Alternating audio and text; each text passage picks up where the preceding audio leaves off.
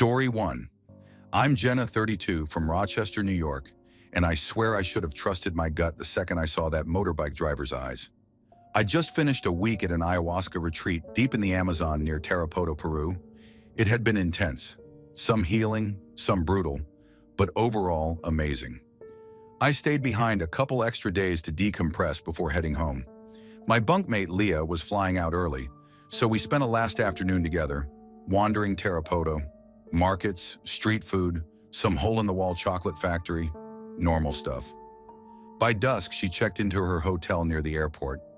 I had to get back alone to the retreat, about 45 minutes into the jungle. No Uber out there, no regular cabs, only motorbike taxis, little three-wheeled scooters with rickety roofs.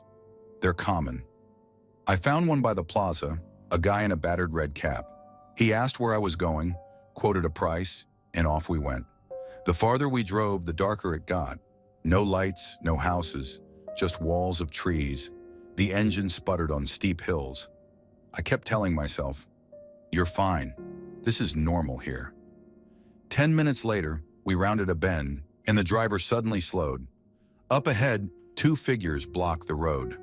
One had a rifle slung over his chest. Not a hunting rifle, but something heavy, black, and military grade. The other had a machete. The driver muttered something under his breath I didn't catch. He pulled over without a word. I froze. The man with the rifle walked up to my side. I could see his face through the flimsy plastic window. Young, hard eyes, no smile. He tapped the window. "Open," he said in rough Spanish. The driver unlocked my door from his side. I cracked it open a few inches. "Where you go?" the man demanded in broken English. "Back to my hotel," I lied. No way was I telling him I was heading deep into the jungle alone. He stared at me for a long moment. Then he said, "Toll." He held out his hand. His gun hung loose from his shoulder, finger lazily near the trigger. I fumbled in my bag and handed over a 10 sol note. Maybe $3. He nodded once sharp and waved us through. The driver gunned the little engine, bumping us hard down the dirt road.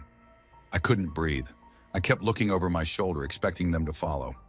About 10 minutes later, without warning, the driver slowed again. I snapped my head around. No roadblock this time, just trees pressing tight against the road. He pulled over to a patch of gravel and turned off the engine.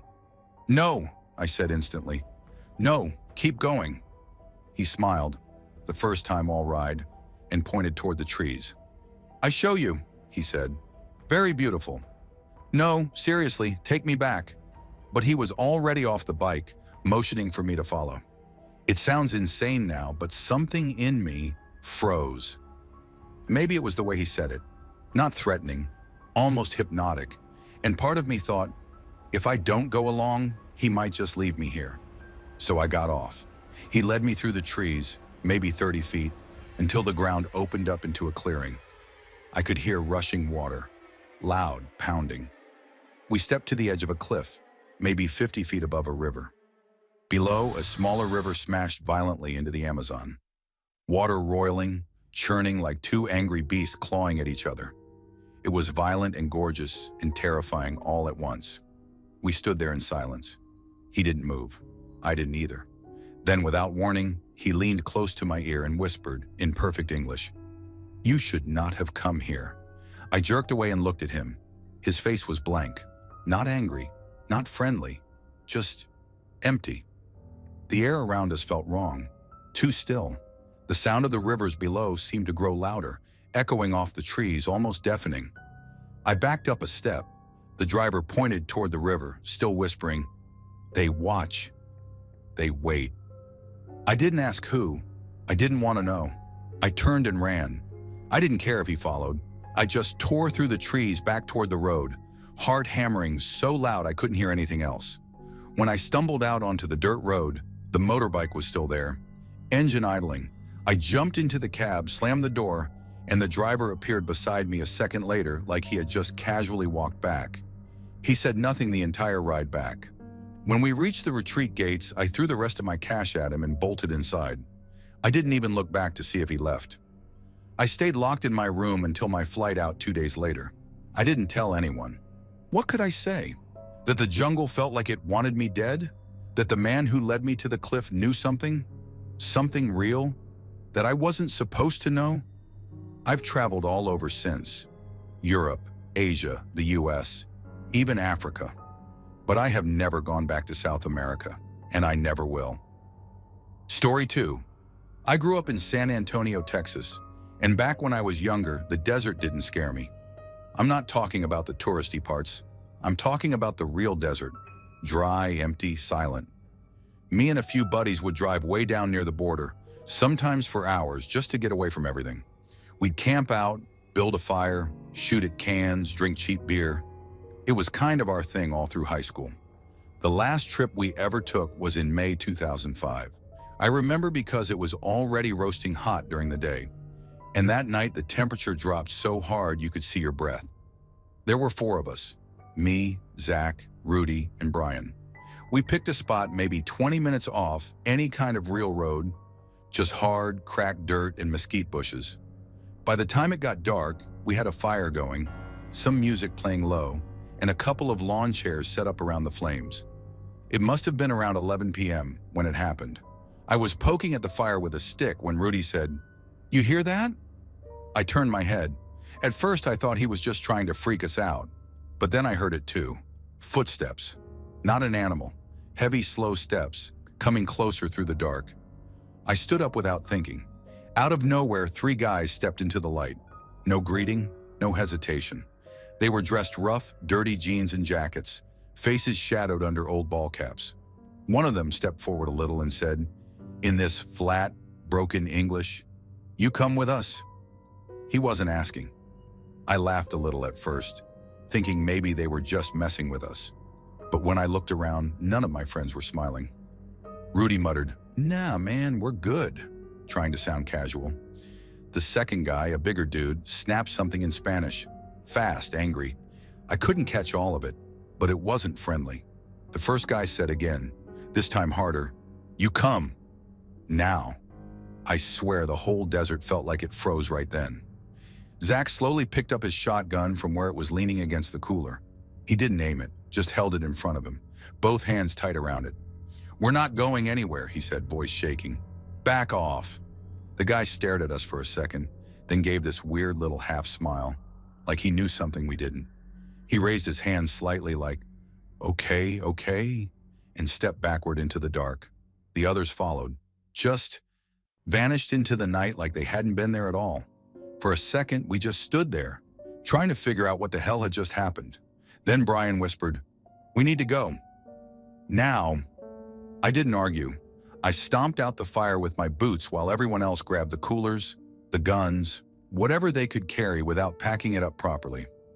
I shoved my wallet and phone into my pocket.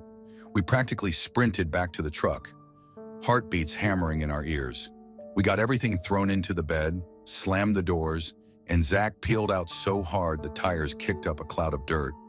We didn't even turn the headlights on, just drove blind over the flats, the truck bouncing like crazy. The desert's dead quiet when you kill the engine noise. But even over the rattle of the truck, we heard it. Engines. Multiple. I twisted around and there they were.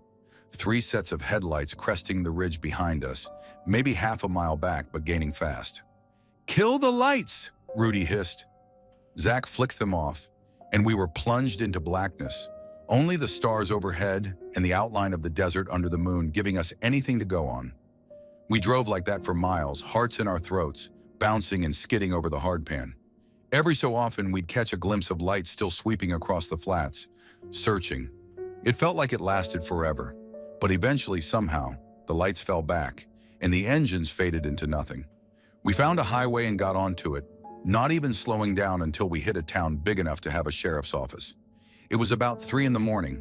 We stumbled inside looking like hell. The deputy behind the counter gave us a once-over and asked what happened. We told him everything. The fire, the guys, the chase. When we finished, he just leaned back in his chair and said real quiet, "If you hadn't stood your ground, if you'd gone with them, you boys wouldn't be standing here right now." I asked him what he meant, but he just shook his head and said, "Y'all best not camp out there again." That was it. No report filed, no questions. Just a warning. I never went back. None of us did. I don't even drive south of Laredo anymore. There's parts of that desert where if you disappear, no one's ever gonna find you. And the scariest part? Those men never acted scared of us, not even with a shotgun pointed at them.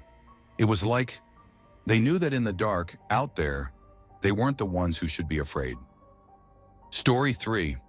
I still have a chunk of gravel embedded in my left elbow from that day. Every time I catch it in the mirror, I remember why I don't travel much anymore. I'm Tom. I live in Flagstaff, Arizona. Born and raised. Grew up around mountains and deserts, so I figured I could handle Bolivia's rough country when a buddy convinced me to backpack South America. We were 2 weeks into it, and I was feeling pretty cocky, honestly. Machu Picchu? Easy. Altitude sickness? Not me. I thought I had it all figured out. That feeling evaporated on the side of a mountain outside of La Paz. We were heading to this little town called Coroico. You can look it up. It's famous for what they call the Death Road. Sounds dramatic, but the guide at the hostel said it wasn't that bad anymore. Said they don't even use the old Death Road for cars now, just bikes. We didn't think twice. The bus was this old beat-up mini thing, the kind where the seats rattle like loose teeth and you can smell the gas before you even step on. There were maybe 15 of us crammed inside. Locals mostly, a few other backpackers. No seat belts, windows half stuck open. I got this weird feeling right away, like an itch under my skin, but I told myself it was just nerves, or the altitude, or whatever. The driver was a skinny older guy, barely said 2 words. He smoked with the window cracked the whole way. No radio, just the sound of the engine, wheezing like it was dying. About 20 minutes in, I noticed him fiddling a lot with the stick shift. His foot kept stomping the brake harder and harder.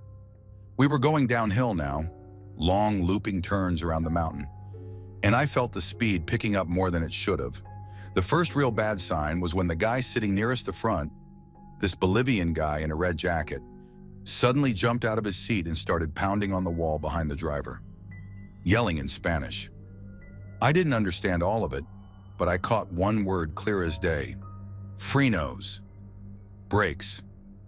I turned to my buddy Matt behind me and said, "Did he just say brakes?" Before Matt could answer, the man in the red jacket jumped out the side door. No slowing down, no nothing. Just flung the door open and hurled himself onto the dirt road. I caught a flash of him tumbling across the gravel. Panic hit the bus like a bomb. People started shouting, grabbing bags, scrambling over each other. The bus started to fishtail a little on the dirt, dust pouring in through the windows. The driver was leaning into the wheel, yanking it left and right, but we were flying now, no way to stop it. I didn't think. I just moved. I got the side door open wider and jumped. The ground hit me like a truck. I rolled and rolled, the world spinning into brown and gray and black. When I finally stopped, I couldn't breathe. It was like my lungs forgot how to work. I blinked dust out of my eyes and saw the bus, still barreling down the road without me. Behind me, I heard Matt screaming my name. I crawled toward the edge of the road where it dipped into thick brush and hid there, heart hammering so hard I thought it would explode. The bus veered wildly, skidding toward the cliff. And then, it didn't fall. It slammed into this gravel escape ramp built into the mountainside. I didn't even know what the hell an escape ramp was until that moment. But there it was, a giant uphill pit of loose rocks, and the bus buried itself nose first in it, dust cloud mushrooming up like a bomb had gone off. Silence. Total, deafening silence. I sat there shaking, feeling blood drip off my arms and face, not even sure if I was alive. Matt found me maybe 10 minutes later. His face was torn up bad. His shirt was shredded and he was missing a shoe. We didn't speak at first. We just stared at the wreck. Some of the locals were already walking back up the road, limping, holding each other up. I saw a woman with a broken arm hanging limp at her side, cradling a little girl in the other. The driver wasn't moving. Somebody pulled him out eventually. His head lolled weirdly to the side. I looked away. We got a ride back to La Paz with a construction crew later that afternoon. They didn't ask questions. We didn't offer answers. I stayed holed up in the hostel for 3 days after that, barely sleeping. Every time a car drove by outside, I'd jerk awake, heart pounding. When we finally flew out of Bolivia, I swore I'd never set foot there again. I don't even look at mountains the same way now. Planes, trains, feet. That's it. If I ever have to get on a bus again in my life, it'll be too soon. Story 4. I'm Mitch. I live just outside Huntsville, Alabama. Grew up bouncing around the South, never thought twice about any of it. Towns blending together, old highways stretching out forever, woods thicker than sin. But one night made me swear off a whole state for good. It was late October, just last year. I was driving back from a work site down near Beaumont, Texas. Got a late start. Dumb idea. I figured I'd just grind through the night and sleep when I got home. Bad call. The GPS lit up the dash, told me to take this little exit near Lake Charles to shave off 20 minutes. Sounded good at the time. Real back road stuff. You know, the ones where the asphalt just fades into gravel and the trees lean too close to the road. First thing I noticed was how dead the place felt. Like not just empty, like it didn't want to be found. No gas stations, no houses, just black woods swallowing the 2-lane road. Even my headlights looked weak, like the dark was eating the light. And every damn sign I passed had holes in it. Not weathered holes either. Clean, fresh bullet holes. Street signs hanging half off their poles. Big green exit signs dented up like Swiss cheese. I muttered, Jesus, what the hell is this place? And eased off the gas. I thought about flipping around, but there was nowhere to turn. No shoulder, no intersections. Just endless dark woods and that tight, broken road curling ahead. That's when I saw the car. It was just sitting there, maybe 100 feet ahead, blocking most of the lane. Old Lincoln or Buick, something heavy, painted dull silver, and it was on fire. Not roaring flames, not yet. But smoke poured from the trunk, thick and black, curling under the taillights like ink in water. I slowed almost to a stop, heart hammering so hard I felt it in my teeth. For a second, I thought about rolling down the window, yelling out to see if someone needed help. But something in me, deeper than thought, said no, don't open that window, don't say a word. I crept closer, trying to see inside. My high beams lit up the inside of the car. The driver's seat was empty. Door cracked open a few inches, like someone got out and wandered off. I leaned forward over the wheel, squinting. That's when I saw the trunk. It wasn't just burning, it was buckling, something inside banging against it hard enough to bend the metal outward. Once, twice, then a third slam so loud it echoed off the trees. Holy shit, I whispered, gripping the steering wheel so tight my fingers went numb. The lid finally gave. It popped open with a hideous creak, and what rolled out, I'm not sure I'll ever describe it right. It was a body, or had been, charred so bad the clothes melted into the skin. Bent backwards, arms twisted wrong, mouth frozen wide like they died screaming. And the worst part, it moved. I swear to God, it tried to crawl toward the woods, dragging itself by one ruined arm. The legs were cooked stiff, useless, just dragging behind it like dead weight. And then it turned its head, not quick, slow and awful, like the neck barely worked. And even though there were no eyes left, just hollow sockets, I knew it saw me. Not like a dying person sees someone, like a thing sees a meal. I slammed it into reverse so hard the engine squealed. Tires spun on the gravel, but the thing started pulling itself faster, clawing at the road, body leaving black streaks behind it. Go, go, go, I screamed at myself, finally catching traction and fishtailing backward down that hell road. In my mirror, the thing just kept coming. No noise, no cries. Just that slow, horrible crawl, arms jerking it forward one desperate pull at a time. I didn't stop reversing until I nearly hit a tree, slammed it into drive, floored it. The GPS kept chirping like nothing was wrong. In 1 mile, turn left. No chance. I stayed on the gas until I hit the next main highway, maybe 10, 15 miles down the road. Didn't even look back. Pulled into the first truck stop I found. Sat there in the lot with the doors locked and the engine running, hands shaking so bad I couldn't light a cigarette. I didn't call the cops. Didn't tell the clerk inside. Didn't even think about it. Whatever was back there, that place didn't want help. It wanted to be left alone. I Googled it later. Just out of morbid curiosity, you know? Turns out that little exit had a reputation. A decade ago, a local guy got carjacked and stuffed in his own trunk. Burned alive when the bastards torched the car to cover it up. Nobody got caught. They said sometimes people see weird fires out there, smell smoke on the wind, hear banging from deep in the woods. Nope, never again. I don't care if my GPS says it'll save me hours. I don't even drive through Louisiana anymore if I can help it. That whole damn state can stay off my map. Story 5, I grew up in Denton, Texas, and I've always been the kind of guy who doesn't think twice about driving 3 hours into nowhere for a good camping spot. Not anymore. It was late September when 3 of my buddies and I decided to do a weekend out at a national forest in East Texas. I'd found the place online, some old campsite buried deep in the trees, promising primitive camping experiences. Sounded perfect. The site had a few grainy photos on the website, but nothing looked wrong. We hit the road Friday afternoon in Jake's truck, coolers packed, gear loaded. By the time we turned off the main highway and onto the rough forest road, it was getting dark. We figured we'd have to set up camp by flashlight. No big deal, except when we got there, it wasn't what any of us expected. The main clearing was overgrown, the sign half rotted and swinging by one chain. The bathrooms looked like they hadn't been touched in a decade. The roof sagged in, vines crawling through the busted windows. There wasn't another car or person anywhere. No ranger station, no check-in booth, just the sound of bugs screaming in the heat.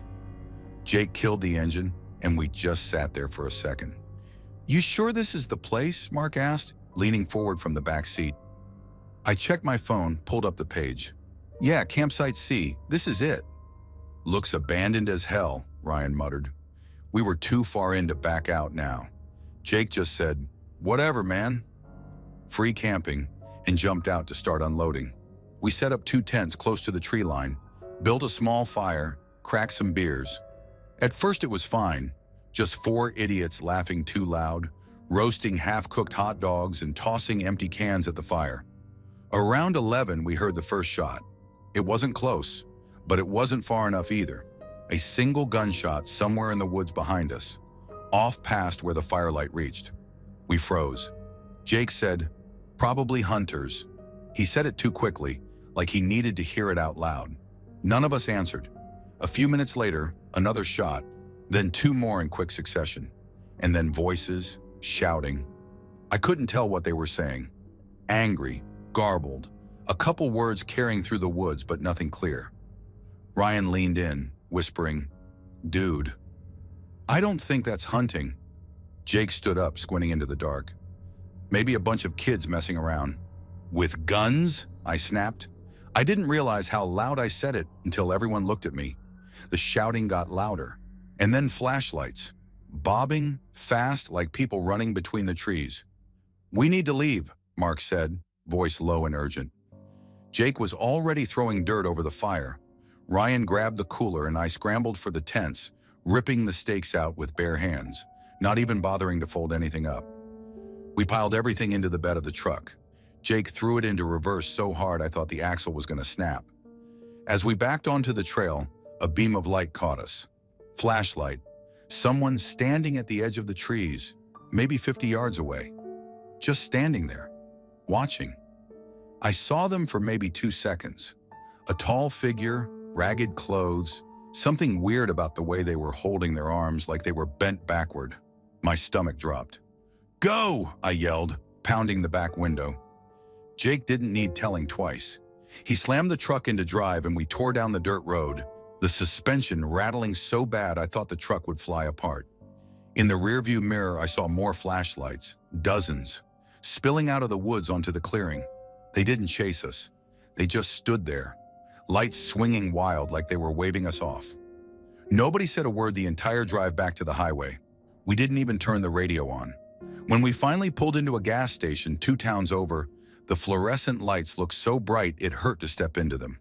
We got out, shaking, barely able to stand. Jake went inside to grab some coffee and came back out looking pale. He held up his phone. "Website's gone." "What?" "The site for that campground. It's just gone. 404 error." I pulled out my own phone and tried. Nothing. It was like it had never existed. We didn't talk about it after that night. I haven't gone camping since. Not in Texas. Not anywhere. Story 6. I'm Tim, 29, from Melbourne. I used to love taking random trips across Southeast Asia, just booking something cheap and going without planning much. I stopped after what happened in Pai, Thailand. It was supposed to be just a few days. My girlfriend and I had been island hopping and figured, why not head north and chill out? Pai's a small village way out in the hills. Dirt roads, bamboo huts, a lot of barefoot tourists. It had this weird mix of laid-back reggae bars and packs of stray dogs everywhere. Like, everywhere.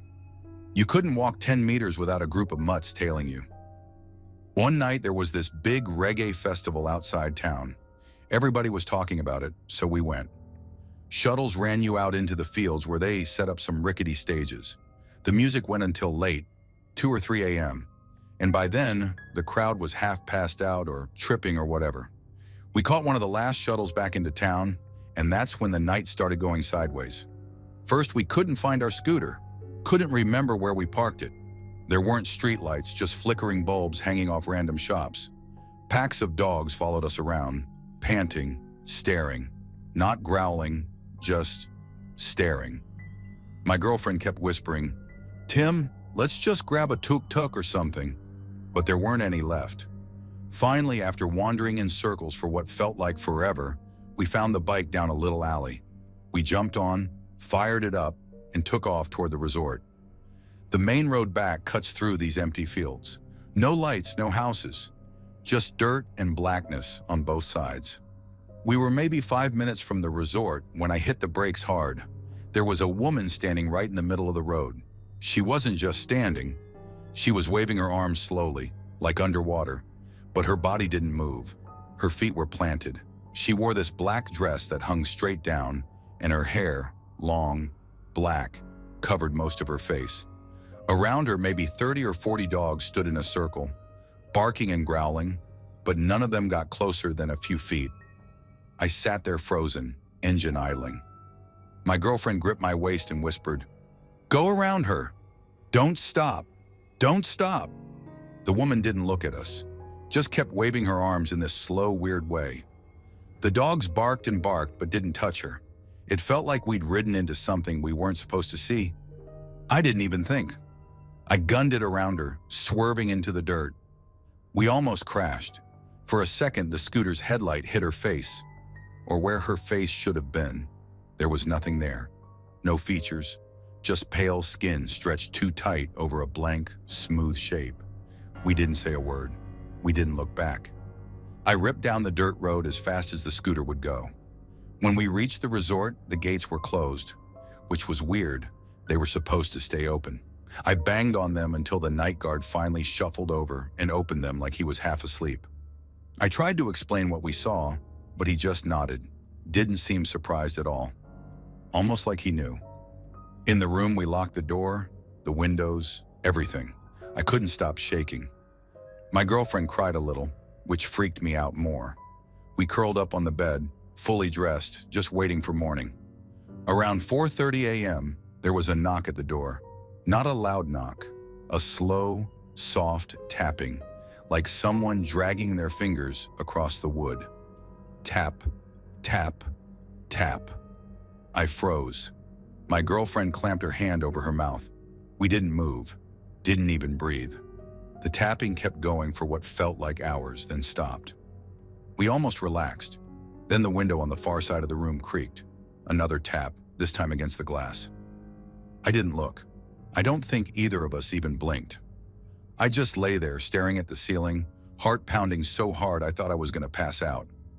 The tapping circled the bungalow, slow and steady, moving from door to window to wall.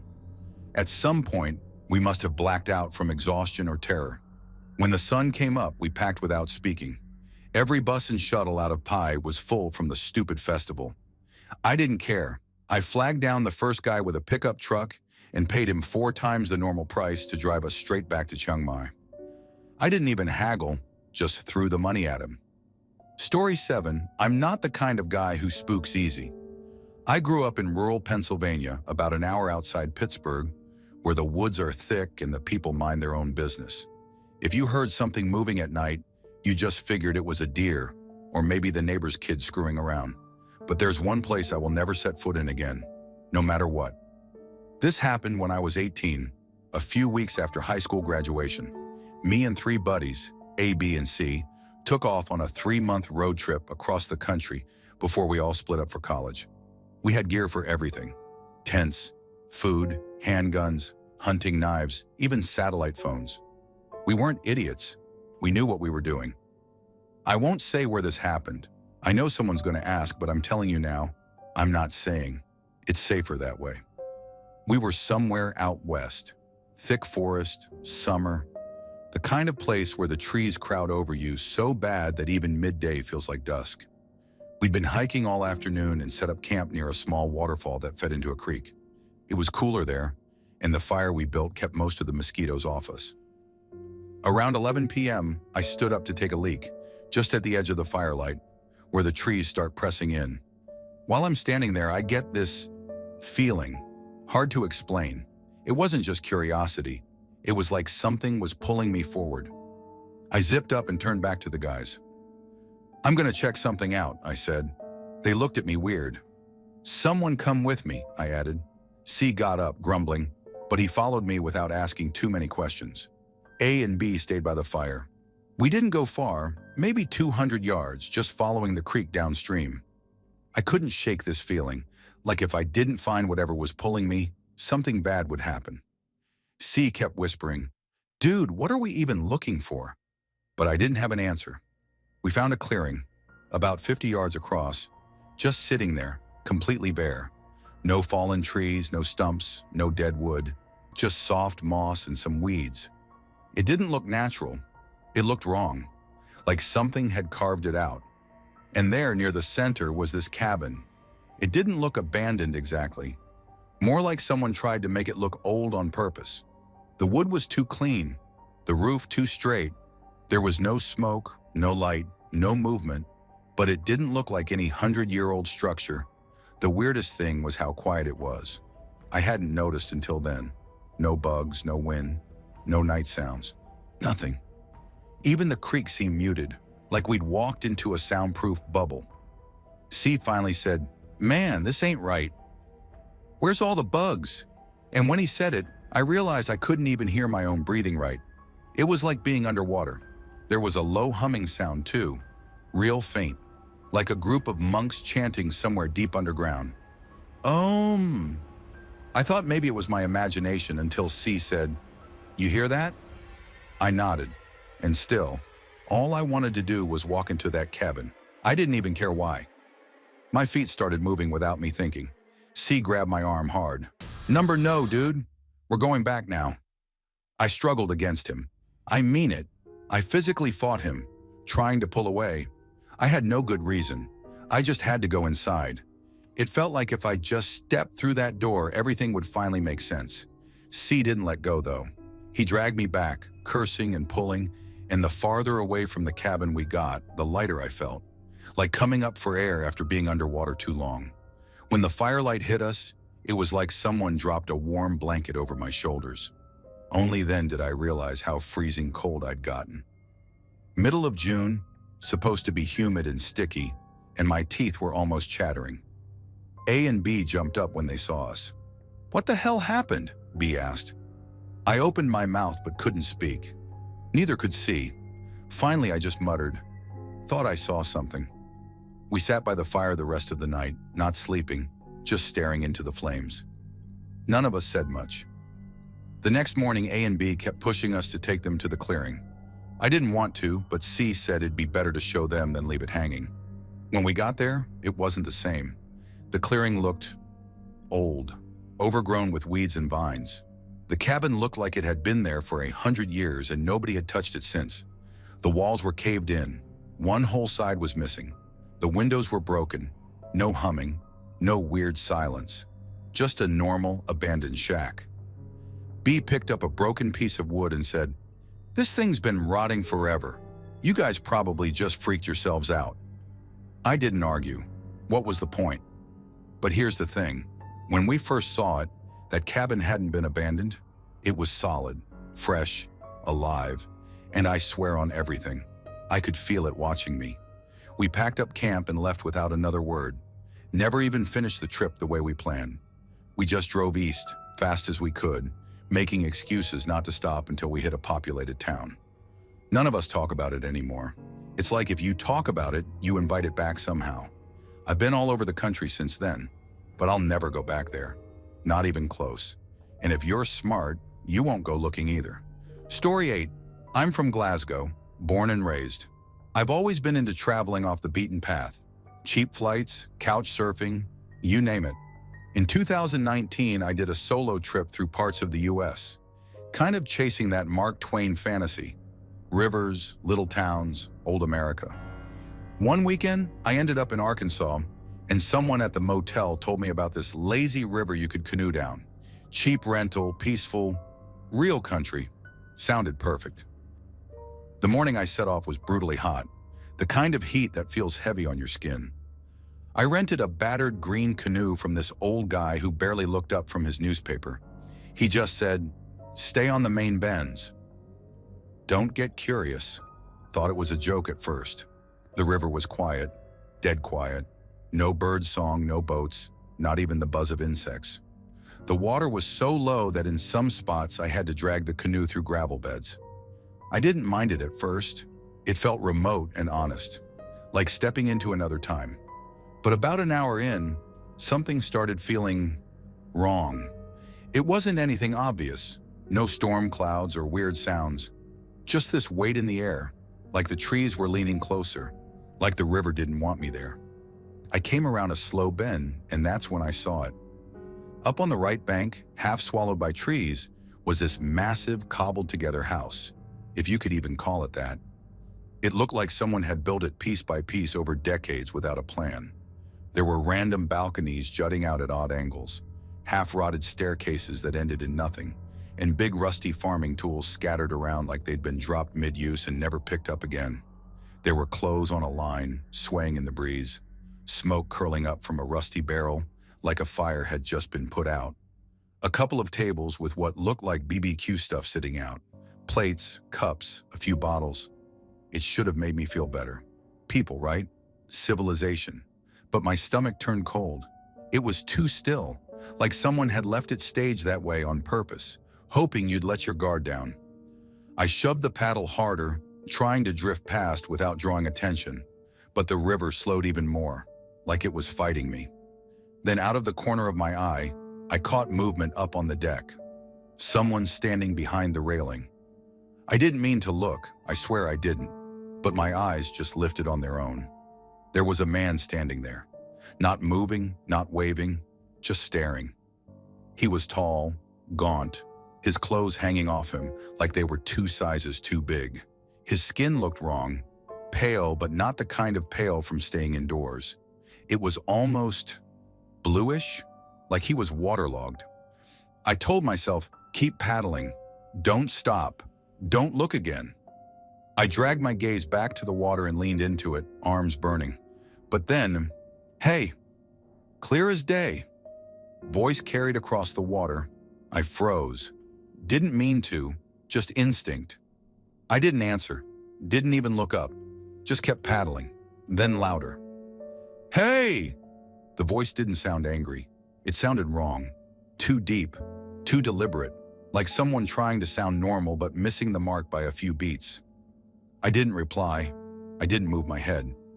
That's when I heard the creaking, like footsteps on wood, coming closer down one of those rickety staircases. My skin crawled.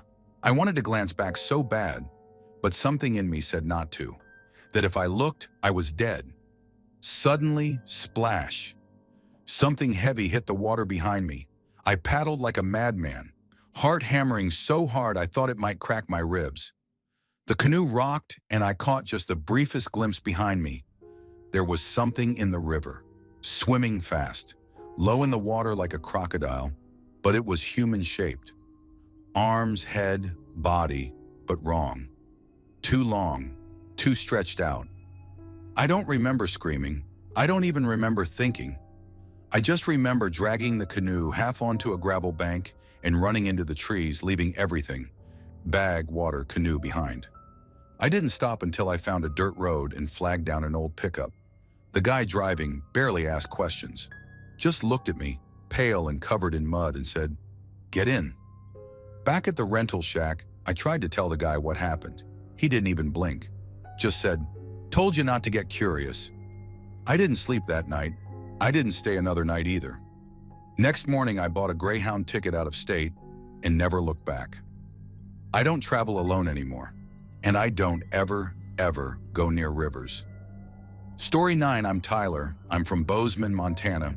Most of my life, I've worked as an industrial electrician, and every now and then I get sent overseas for projects.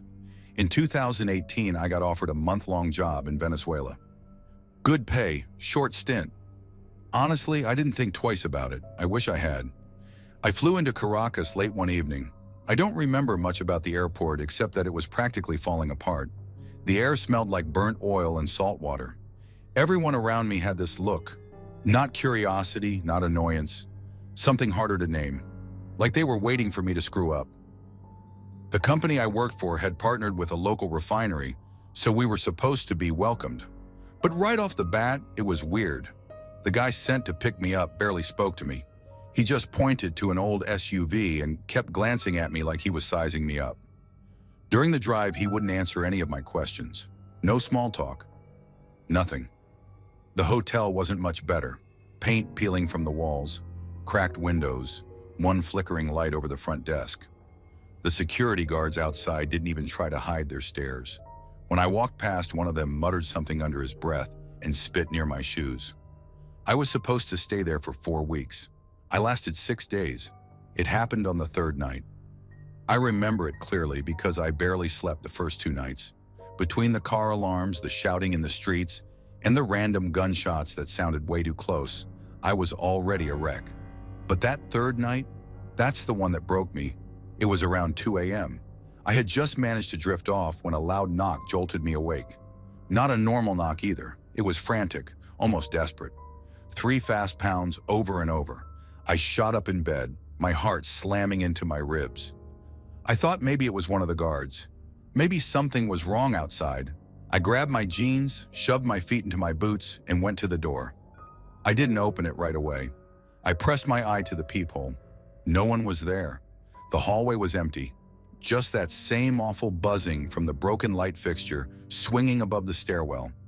I stood there frozen for what felt like forever. Then, as I was about to turn away, I heard it again. 3 hard knocks, but this time, on the window. My stomach dropped. I was on the 4th floor. The window faced a brick alleyway with no balconies, no ledges, nothing to climb. I didn't move. I didn't breathe. The knocks came again, louder this time, more violent. I couldn't make myself look. I just stood in the middle of the room, staring at the door, paralyzed. And then I heard it, my name, whispered, almost playful, right outside the window. Tyler. I wish I could say I was brave, that I went to the window to confront whatever it was. But the truth is, I grabbed my backpack, didn't even bother stuffing it, just grabbed it and ran. I didn't care about my passport, my wallet, nothing. I yanked the door open, bolted down the hallway, and didn't stop until I hit the lobby. The security guards were gone. Not even the clerk was at the desk. The whole place felt abandoned, silent, except I could still hear my name faintly, like it was chasing me down the stairwell. I ran out into the street, didn't stop. I flagged down the first cab I saw, practically dove into the back seat shouting, "Aeropuerto! Aeropuerto!" until the guy peeled out. I didn't even book a ticket. I slept at the airport, huddled near a vending machine like a homeless guy until the first flight out I could find. I didn't care where it was going. Anywhere was better than there. I never told the company why I left. I didn't care if they fired me. They didn't. They probably knew. I don't tell many people this story. It sounds insane. I know how it sounds. But I'm telling you, whatever was on the other side of that window knew my name. It wanted me to open it. And if I had, I don't think I would be here to talk about it. I will never step foot in Venezuela again. Not even if you paid me $1 million. Story 10, I'm Jordan. I'm from Halifax, Nova Scotia. and I travel a lot for work. Normally, I love it, but there's one place I'll never ever set foot in again. This was about 2 years ago. I was in North Vietnam with a couple of friends, backpacking after a long contract job. We were dead tired one night and just wanted a cheap place to eat. The streets were empty, wet from a recent rain, and the only place open was this hole-in-the-wall restaurant down a side alley. Inside, it looked all right. Tiny plastic chairs, flickering lights, a laminated menu with barely any English on it. We weren't picky. I told the waiter, a short, wiry guy, that we wanted vegetarian noodle soup. He kept smiling and nodding way too much. Then he said, real insistent, "You want chicken with noodles?" We all shook our heads. "No meat, just vegetables." He kept smiling, but it didn't feel friendly anymore. It felt expectant, like he knew something we didn't. A few minutes later, we're sitting there, sipping bottled water and joking around, when we hear it. This sound. Not like anything I'd heard before. It wasn't a normal animal noise. It was a scream, high-pitched, panicked, painful, ripping from somewhere behind the kitchen. It made the hairs on my arms stand up instantly. My friend Cassie went pale. "What the hell was that?" she whispered. We sat there for a few seconds, frozen. The waiter didn't react. The only thing he did was turn his back to us and walk toward the kitchen, whistling. Maybe it was the long travel days or the weird atmosphere, but I got this sick, awful feeling in my gut. Like something wrong was happening just beyond that wall. Cassie looked at me. "We should just leave." "Hang on," said Liam, my other friend. "I want to see." And like idiots, we followed him. The kitchen was just a grimy room behind a curtain. No door. We slipped through like we weren't supposed to. First thing that hit me was the heat. And the smell, burnt hair, wet meat. It almost knocked me over. Then we saw them. 3 men crouched over something on the stained tile floor. They were laughing. One of them was using a long blue torch to burn the hair off a dog. A dog. Its body was bloated, stiff, dead but recently. Probably the source of the screams. I swear they were smiling like it was the most normal thing in the world. Like butchering someone's pet in the back of a restaurant was just another Tuesday night. Cassie gagged and stumbled back. Liam just stood there, frozen. I wish that was the worst part. On the metal counter behind them, there was a huge boiling pot. The lid was half off, and floating in the bubbling water were hunks of meat, stringy, pale, and something that looked too much like a paw. I didn't mean to look, but my eyes locked onto it. The paw had blackened claws. You don't see that on chicken. That's when the men noticed us. They didn't yell. They didn't get mad. They just stared, like they were sizing us up, like they were wondering if we'd scream or if we'd stay. The closest one, this guy with a twisted smile and teeth that looked too sharp, motioned with his hand, waved us in, like we were invited. "Nope," I heard myself say. My voice cracked. "Nope, we're leaving." Cassie was already halfway out the door. Liam backed up so fast he almost tripped. We burst back into the dining area, grabbed our bags and ran. Left our drinks, left the table, didn't pay, didn't care. We sprinted into the street, not stopping until we hit the main road with headlights and noise and life again. We didn't talk for a long time. Couldn't. Later that night, Cassie finally broke the silence. "What if they served it to us?" she whispered. We all stared at each other, sick to our stomachs. We stayed in North Vietnam a few more days, but we never went back to that district. Never ate meat again the entire trip. Couldn't risk it. Sometimes I still hear that scream when I'm half asleep. It wasn't just an animal noise. It was wrong, too human, too full of terror. And the way they smiled, like it was normal, that's what sticks with me the most. I've been back to Vietnam since. Beautiful country, incredible people, but not up there. Never again. Thanks for watching. Don't leave before leaving a like to this video. Also hit the subscribe button to support my work. And as always, have a horrific nightmare, my dear.